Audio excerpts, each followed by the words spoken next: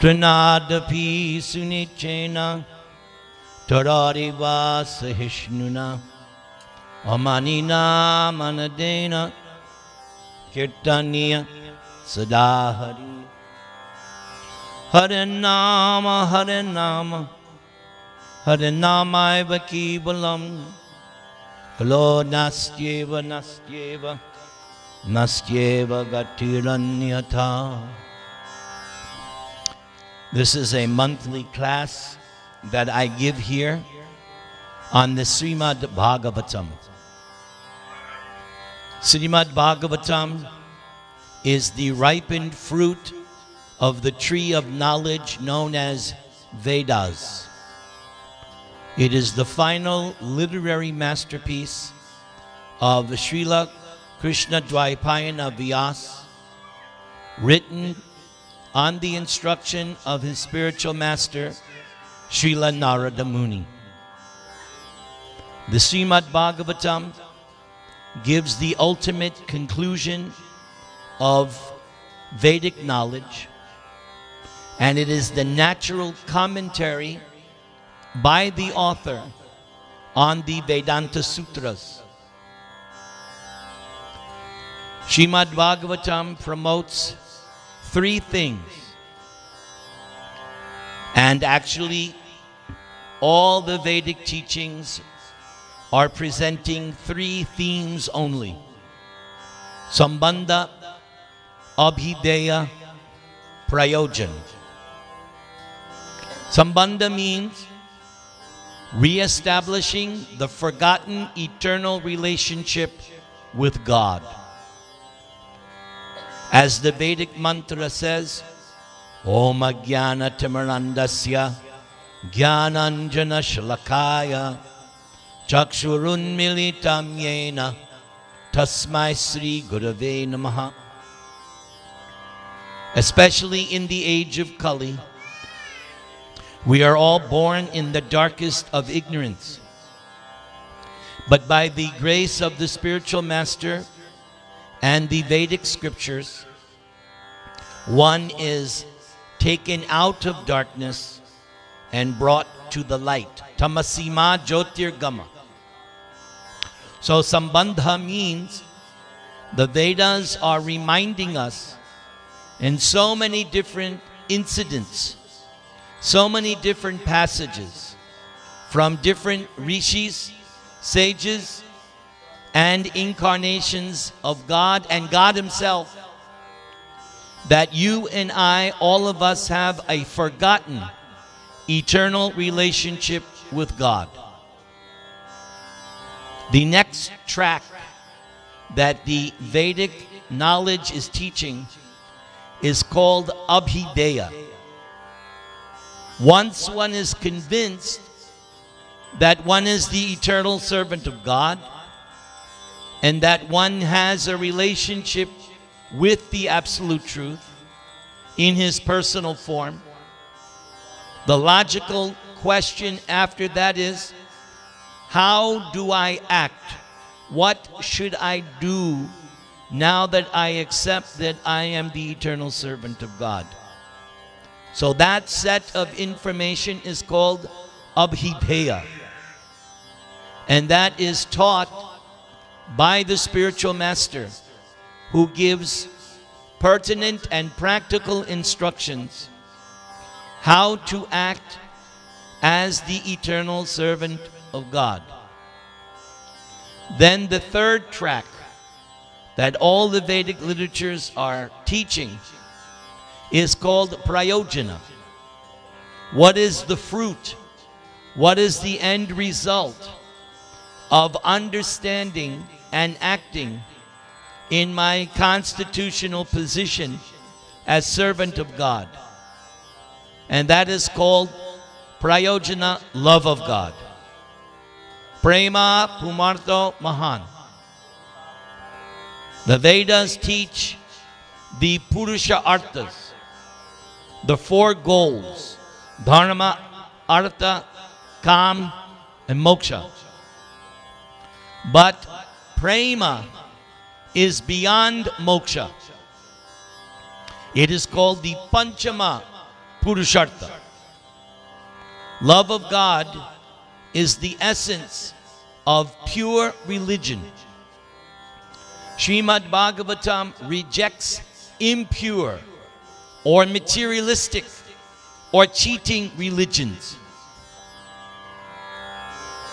Materialistic cheating religions is found in every denomination, Hindu and non-Hindu, because they are not teaching this ultimate point, that the ultimate goal of life is love of God. Bhagavatam begins with that premise. Dharma projita kaita votra. Bhagavatam, right at the beginning, loudly proclaims, like a disclaimer, Bhagavatam is only going to promote this fifth goal, this highest goal, love of God.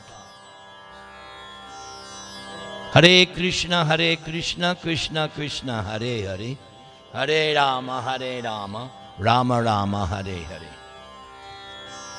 Bhagavatam picks up where Bhagavad Gita leaves off. The final and ultimate instruction of Bhagavad Gita by Bhagavan Sri Krishna, Sarvadaman parityajya mamekam sharanam vraja ahang tang sarvapalpebhyo mokshaya shima sucha.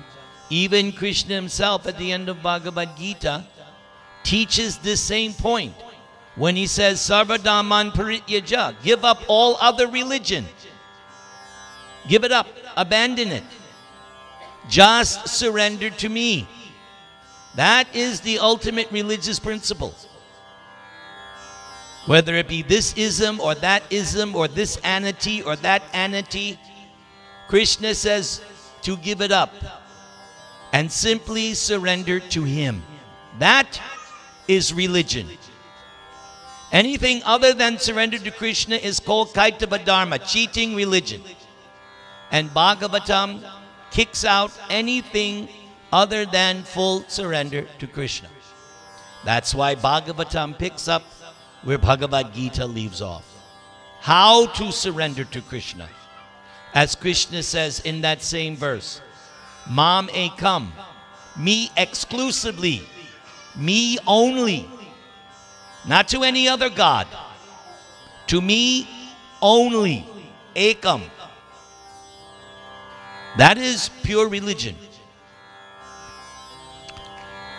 Today's class is in the second chapter. The Bhagavatam has 18,000 slokas as compared to Bhagavad Gita, which has 700. Bhagavad Gita has 18 chapters. Srimad Bhagavatam has 335 chapters, broken out into 12 skandhas or cantos. In the first chapter of the first canto, the scene was set. At the beginning of Kali Yuga, some 5,000 years ago, in a holy place known as Naimisharanya, the great sages and brahmanas and rishis were assembled at that holy place to perform sacrifice for 1,000 years. They were doing so for the people who would take birth in the future in Kali Yuga. And they decided that the best way to perform sacrifice was to hear Srimad Bhagavatam.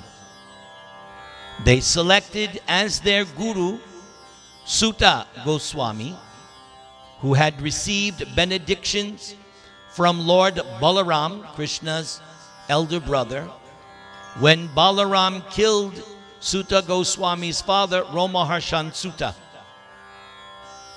So benedictions were transferred to the son Suta Goswami, and Suta Goswami was selected because he had been at the original recitation of Bhagavatam by Shukadeva Goswami to Maharaj Parikshit.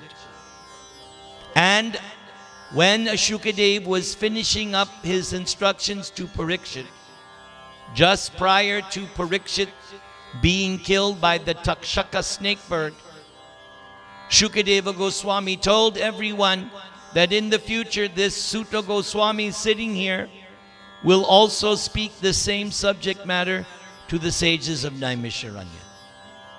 He predicted it. And the Bhagavatam picks up with Sutta Goswami being asked 6 questions by the sages of Naimisharanya, headed by Shaunaka Rishi. Today's class begins with the first question being asked. The first question that the sages asked: what is the topmost religious principle? So now Sutta Goswami begins his instructions, answering those sages. Om Namo Bhagavate Vasudevaya.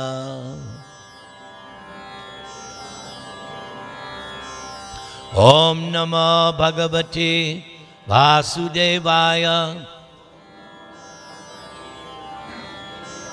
Om Namo Bhagavate Vasudevaya.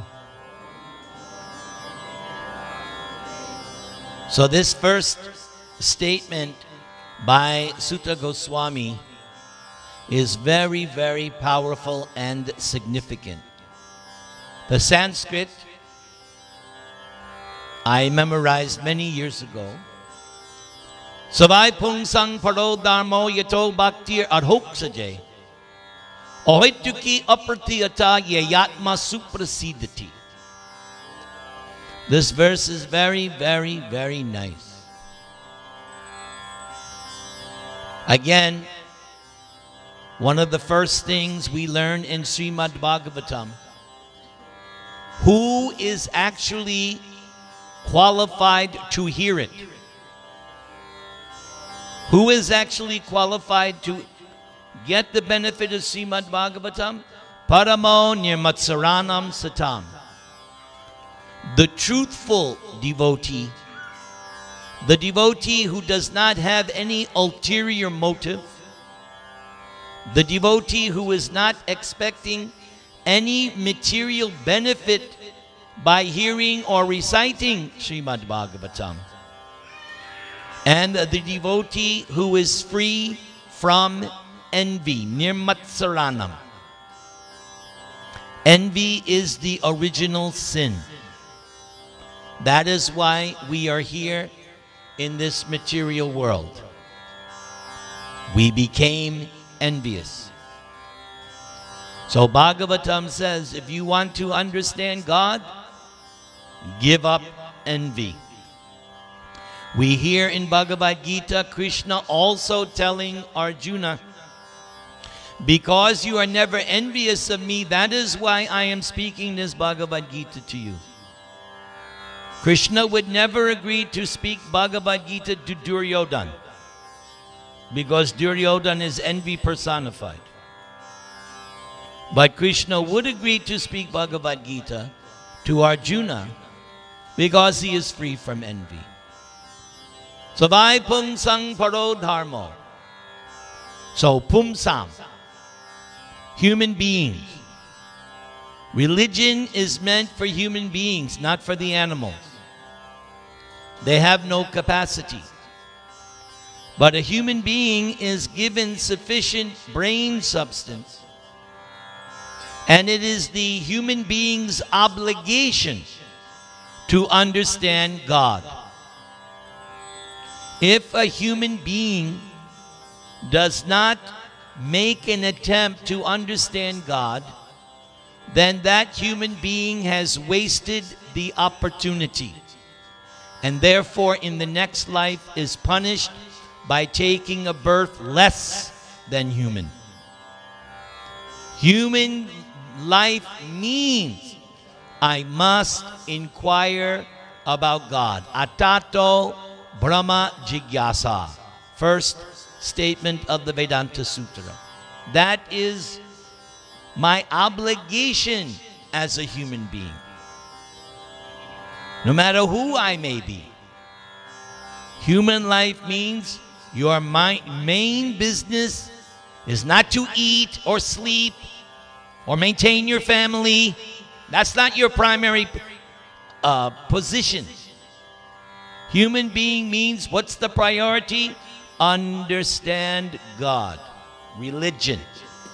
Sabay pungsang paro dharma. Dharma means occupational duties. In the Vedas, all the occupational duties are outlined. That is known as Varnashram. Whether it be Bhagavad Gita or the Srimad Bhagavatam, the occupational duties are listed. There are occupational duties or dharma for all the types of human beings. But Sutta Goswami said, Paro Dharma, the supreme occupational duty. Yes, we have duties as men, as women, as husbands, as wives, as brahmanas, kshatriyas, vaishyas, shudras, brahmachari, grihastha, vanaprastha, sannyas. Everyone has prescribed duties, even the children. The children's prescribed duty, obey the parents. Simple. Now the parents like me. Oh, we like this. Very nice. Yes, I preach this. I've been preaching this point for the last 20 years. Wherever I go in this world, I impress upon the children, your occupational duty, obey your parents. But Sutta Goswami is saying, Paro Dharma, but there is a supreme occupational duty which transcends all the other ones. Sabay pungsang paro dharma yato bhaktir adhok sajay. 2 words. Bhakti adhok sajay. Bhakti is defined nicely by Narada Muni. Sarva upadi vinir muktam tat paradvena nirmalam rishikena rishikesha sevanam bhaktir uchate. This is a simple, easy definition of bhakti. Bhakti does not mean sentiment. No. Here is Narada Muni, and Narada Muni's an authority. He is the Bhakti Shakti avatar. He is the incarnation empowered to teach bhakti. Bhakti is a science. Just like you are all familiar with chemistry and with biology, all different kinds of material sciences. Bhakti is spiritual science. And the head professor, Narada Muni, he has compiled one sutra, Narada Bhakti Sutras. Just as his disciple Vyasadeva compiled Vedanta Sutras, Narada has compiled Narada Bhakti Sutras, the codes of the science of bhakti. So Narada's definition is, first of all, live a clean life. Become free from sin. No animal slaughter. No intoxication. No meat eating. No gambling. This is clean living. Then, after living clean, become free from bodily designations, which is the same thing Krishna told Arjuna at the beginning of Bhagavad Gita. First instruction to Arjuna, you're not your body. You are not your mind. You are spirit soul. Later, Krishna defines what is the spirit soul. It is part and parcel of him, Krishna. Just as here in America we have this day, Father's Day. So the ultimate father, Krishna,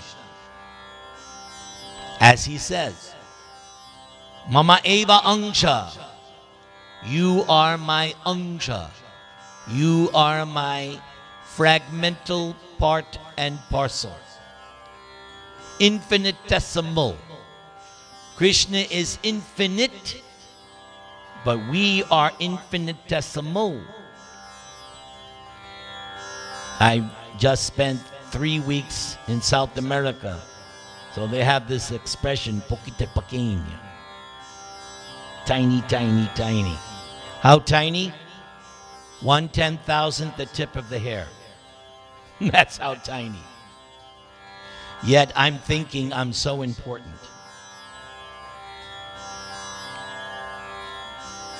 So, become free from designations that I'm simply the insignificant, infinitesimal servant of God. Now comes the most important line of Narada's instruction. Rishikena. In Sanskrit, that's the instrumental case. Ena. That ending, ena, means with or by.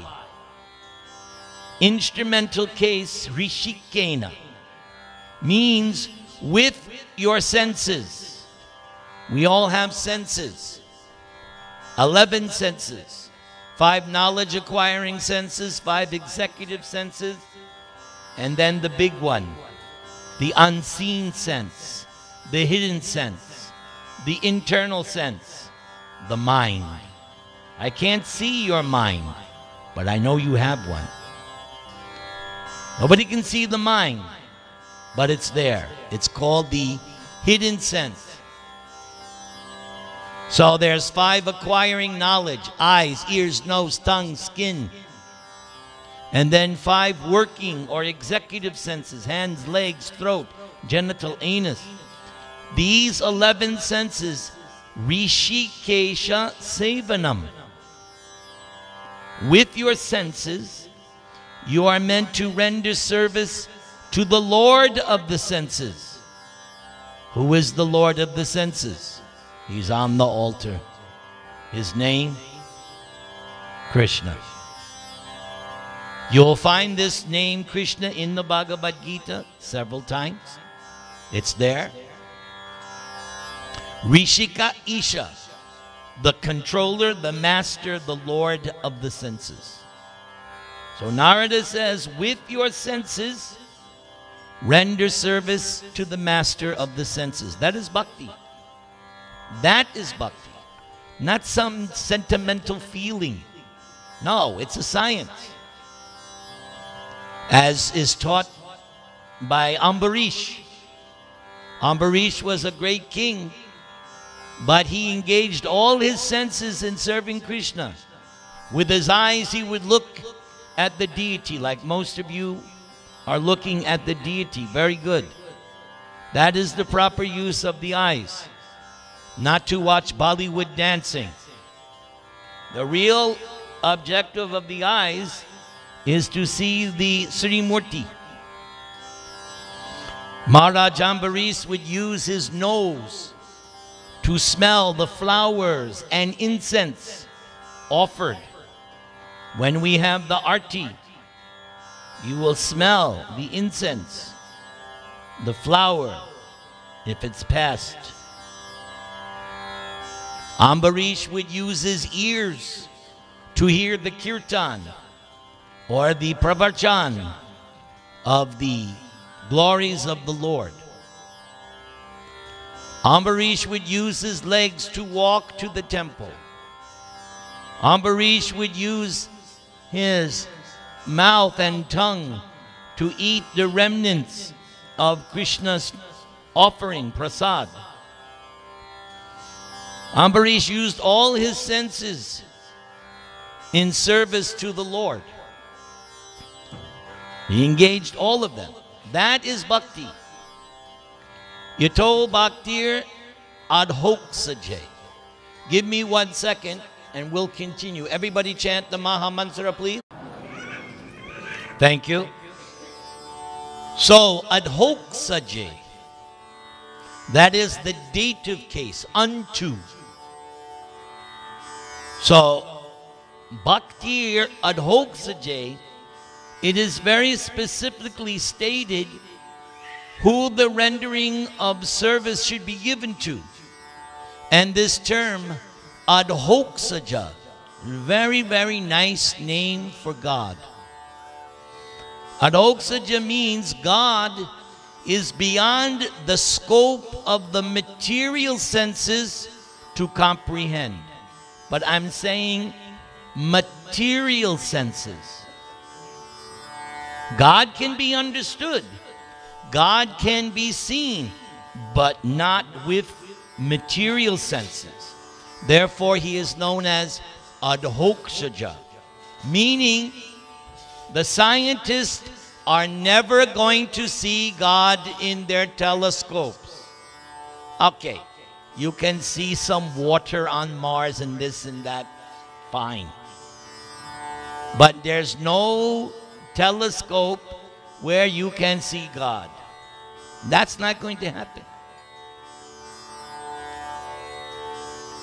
Sometimes the agnostic or the atheist presents a straw argument. I'll believe in God when he shows himself to me.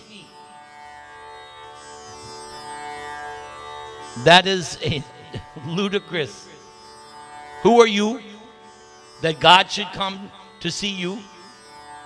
Can you say, yeah, I'll vote for President Obama when he comes to my house? No, he's going to come. Who are you? Not that that's necessarily a good example, but you get the idea.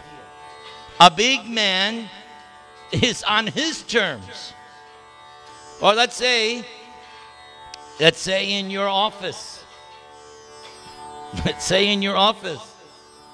If you want a raise, you have to make an appointment, and maybe you can see the head boss.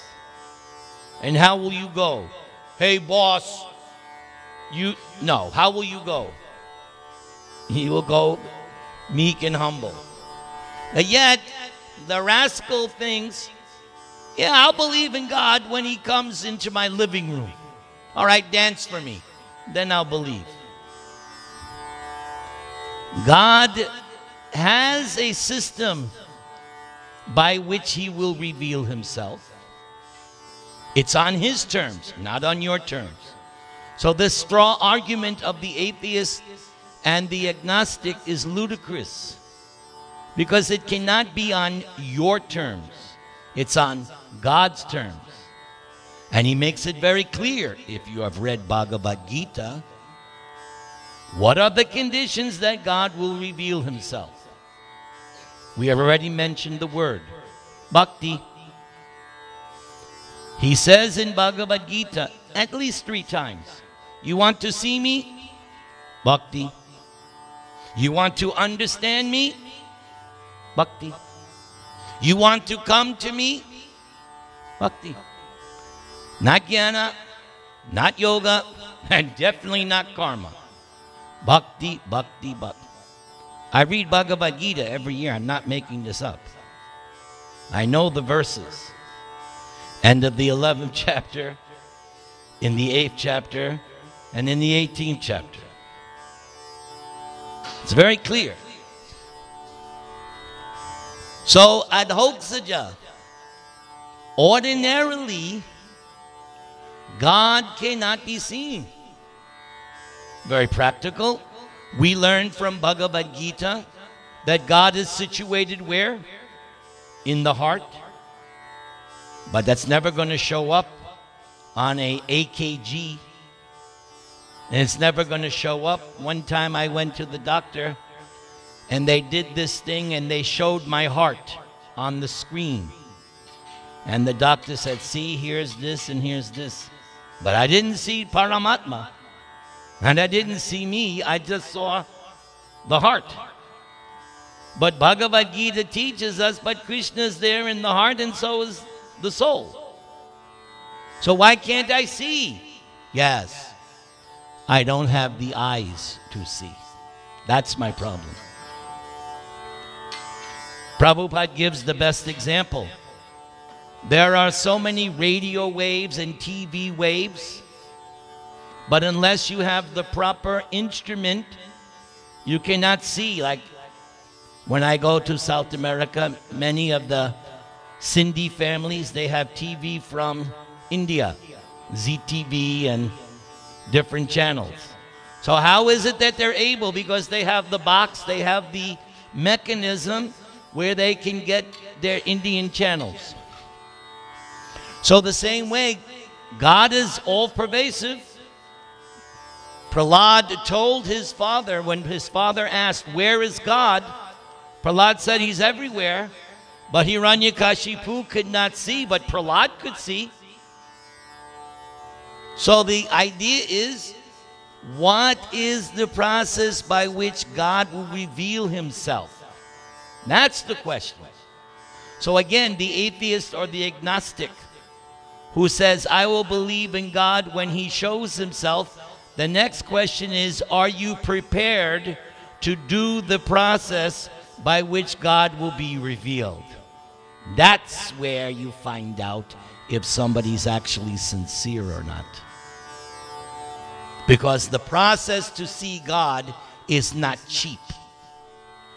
Anyone who's a doctor, you had to spend many years studying to be a doctor, or engineer, or lawyer. You had to spend many years training. So the same way, if you want to see God, which is the most sublime scientific subject matter, it requires many years of serious training. That's called sadhana. Years of serious training. You all know, you have read Ramayana, you have read so many Vedic texts, how yogis and rishis have spent thousands of years trying to see God. And we expect God to show us after 6 days? That does happen. But for most of us, it is going to take a lifetime of penance and serious practice before we will actually be qualified to see God. So therefore, he is known as Adhoksaja. Can everyone say that beautiful name? Everybody. I don't have this audience yet. That was very weak. I have to do more. Thank you. You get the ding.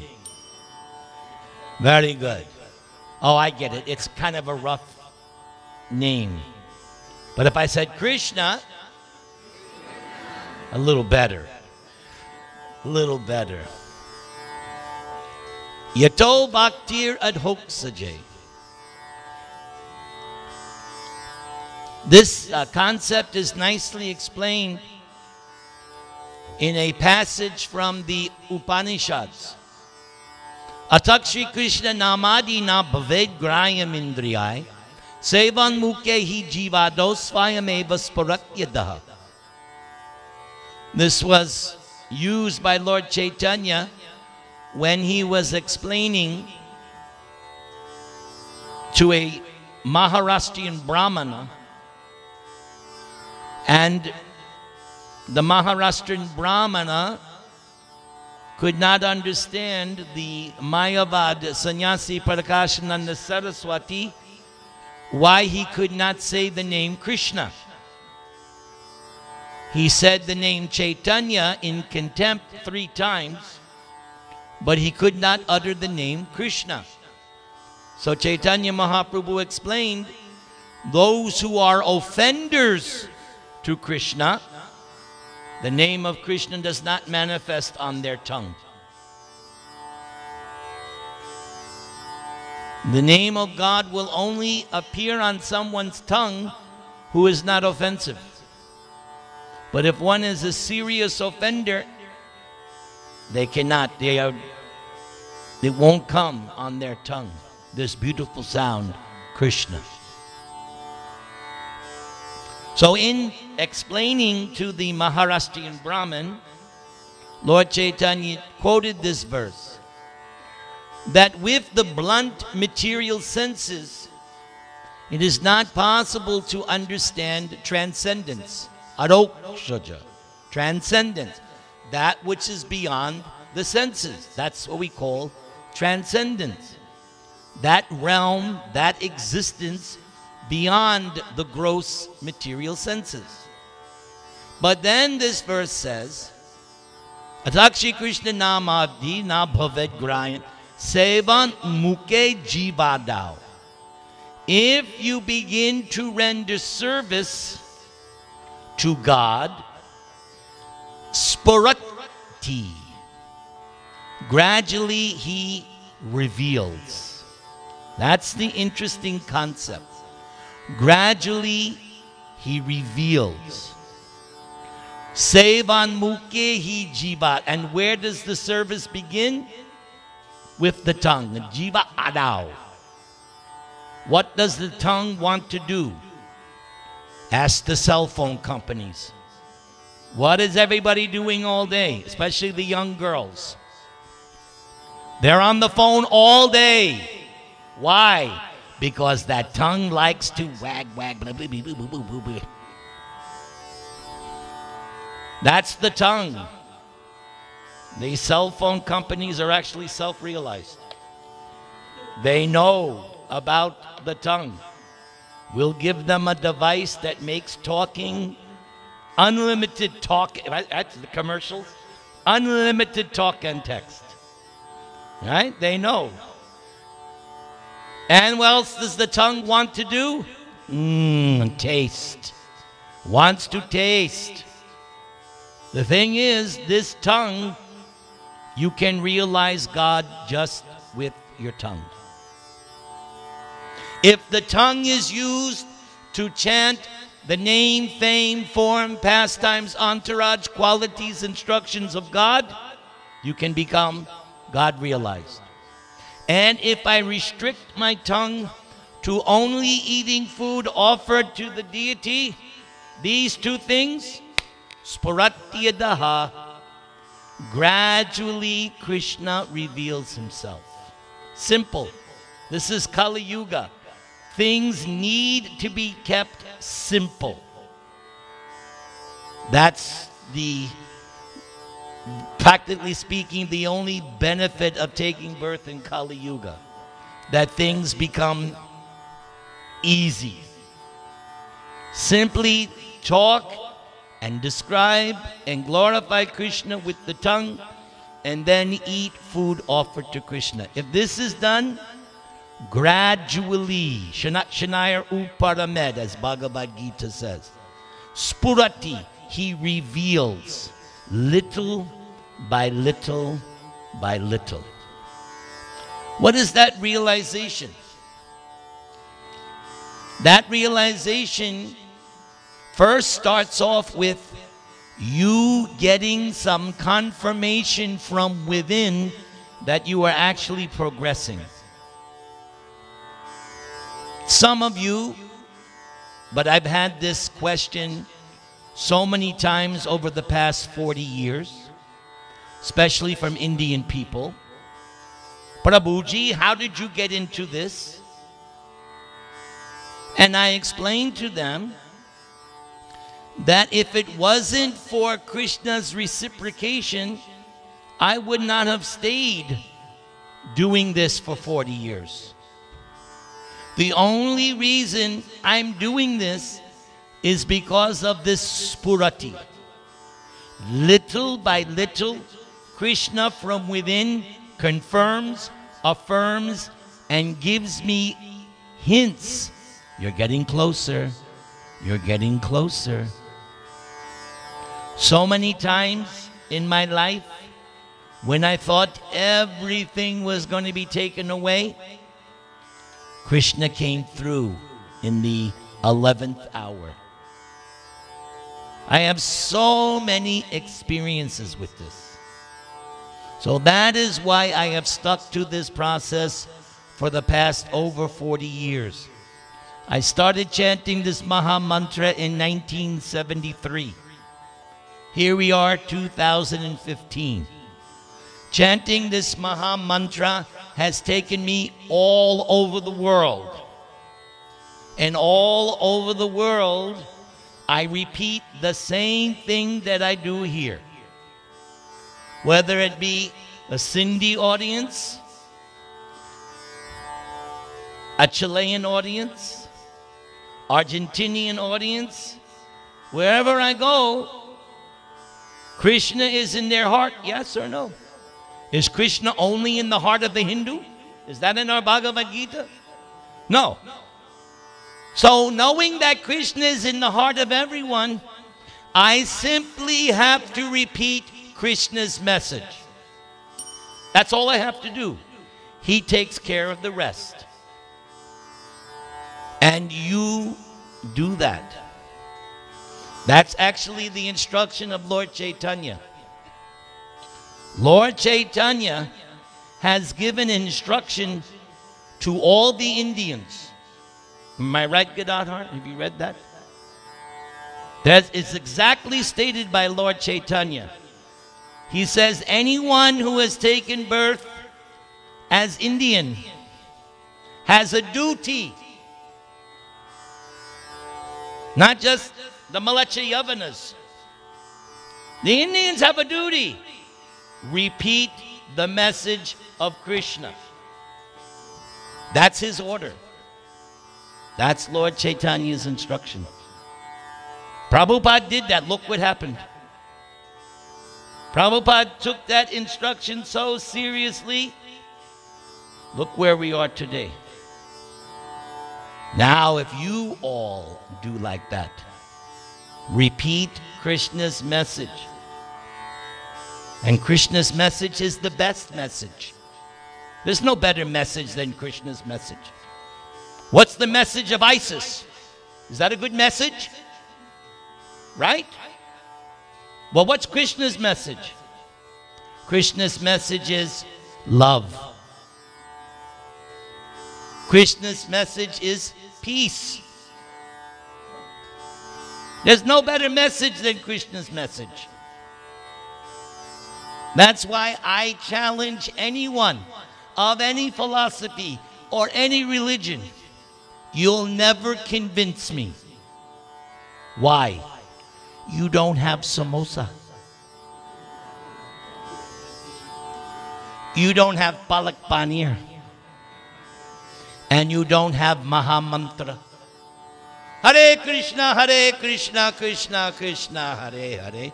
Hare Rama, Rama Rama, Hare Hare. There's no better philosophy, no better message. Come on, bring it. I challenge anyone. Pope, Dalai Lama, anyone. My question with them, any religion or philosophy, my question would be, what is your highest theistic principle? It's not going to top love of God.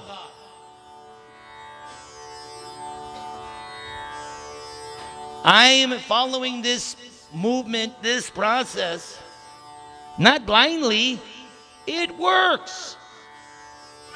Nobody can take that away from me. Nobody. I know that it works. I know that every day when I take out my little friend, say hello to my little friend.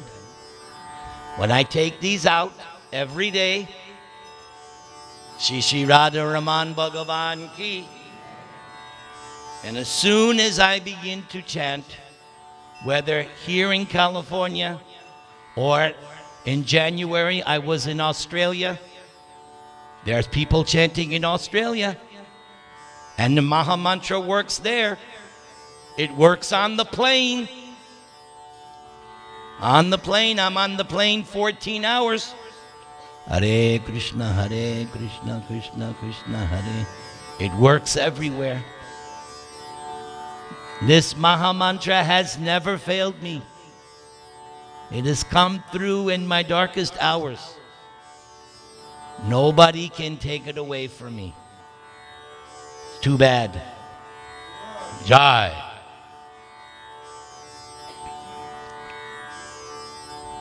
Savai Pung Sang Paro Yato Bhaktir Adhoksajay. Now, the second half of the shloka. Ahoituki Apratiyata. This service to Adhoksaja, to the transcendent Lord, requires two qualifiers. Ahoituki means no motive. That's a rough one. The devotee, the pure devotee, is not making a business deal with God. God, I will serve you. God, I will worship you, but I want this. The devotee does not have those demands. The devotee says, I will worship you, I will love you, I will serve you just because you want me to. Just like you parents, when you had your children, were you expecting something or did you love them simply out of love? Yes? This is mentioned by Krishna to the gopis the night of the rasa dance. When the gopis asked Krishna, what is love? What is real love? And Krishna said, well, those who love expecting something in return, that's not love, that's business. And then Krishna said, better than that is the love of the parents who love the children no matter what. Even sometimes the children go against and disobey, the parents still love the child. It hurts them, it pains them, but that love never goes away. That's love. So ahoituki means there's no cause. There's no ulterior motive, there's no purpose. I'm serving God first level out of duty, mode of goodness. It's my duty. But beyond that is the realization I'm doing these things because I love Krishna. I love him. Like Yashoda. Yashoda doesn't think Krishna is God.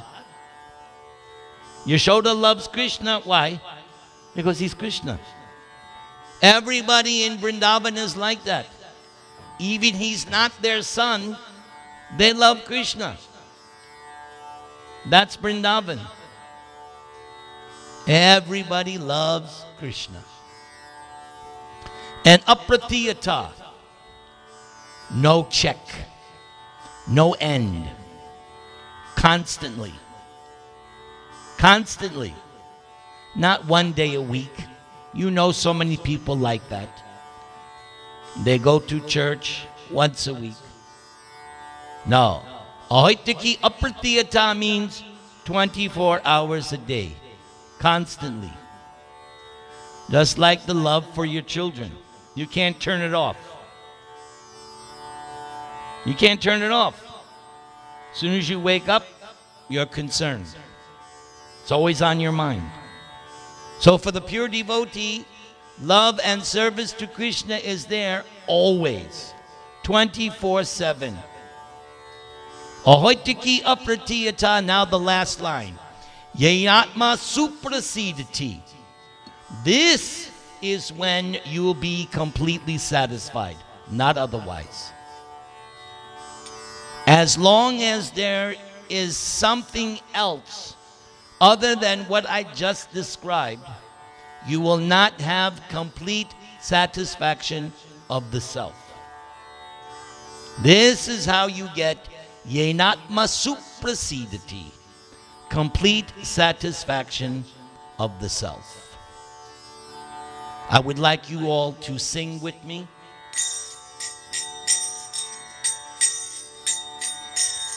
Hari Haraye Namaha.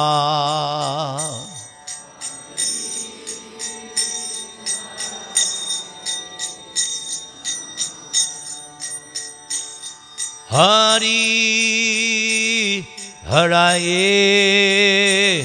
Namaha.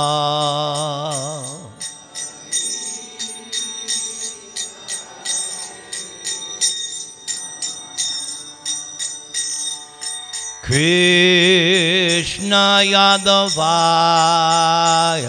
Namaha.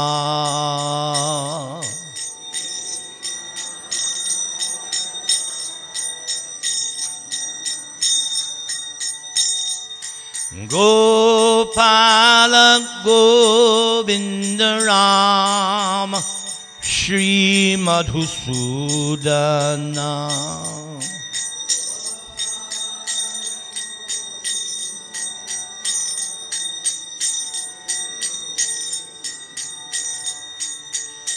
Hari Haraye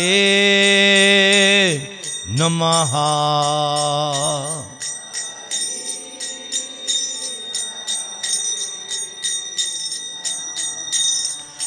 Krishna Yadavaya Namaha. Thank you.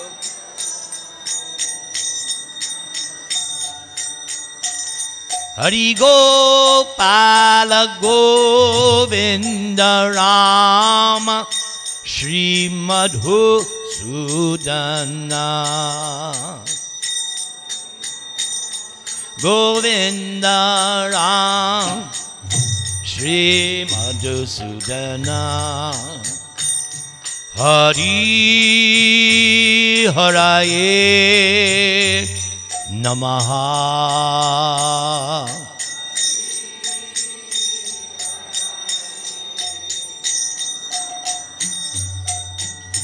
Hari Haraye Namaha.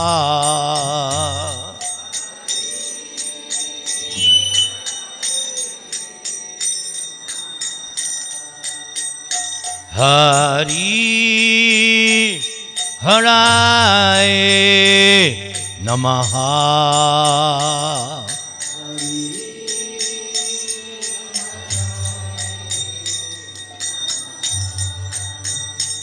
Hari Haraye Namaha.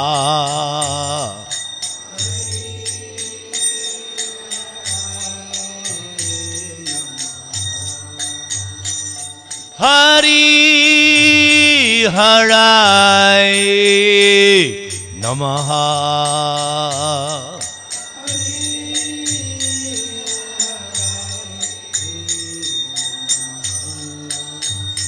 Hari Haraye Namaha.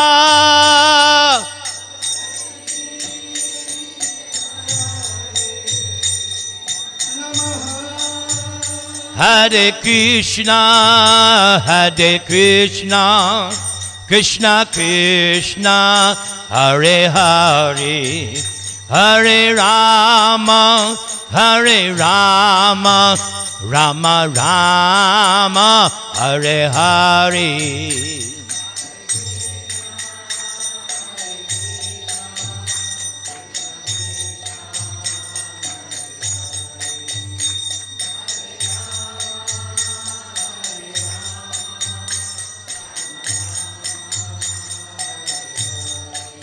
Hare Krishna, Hare Krishna, Krishna Krishna, Hare Hare, Hare Rama, Hare Rama, Rama Rama, Hare Hare.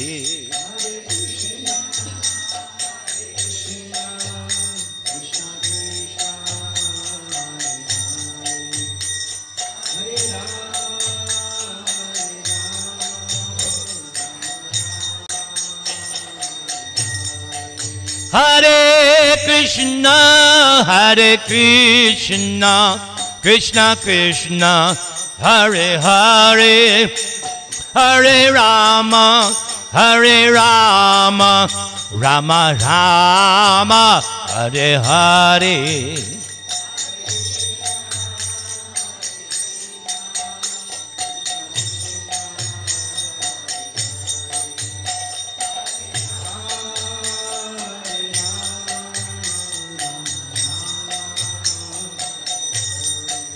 Hare Krishna, Hare Krishna, Krishna Krishna, Hare Hare, Hare Rama, Hare Rama, Rama Rama, Hare Hare.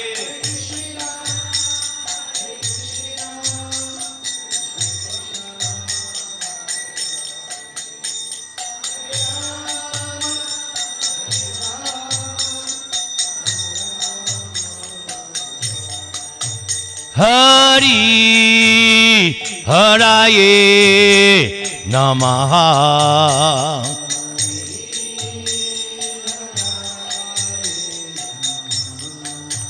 Hari Haraye Namaha.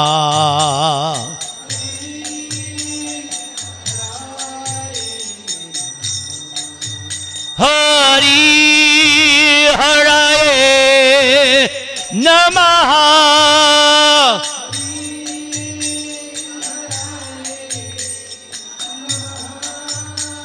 Hari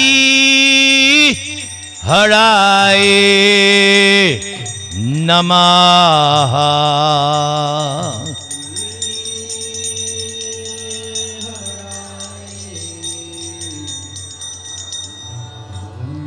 Thank you for allowing me to speak on Srimad Bhagavatam. Hare Krishna.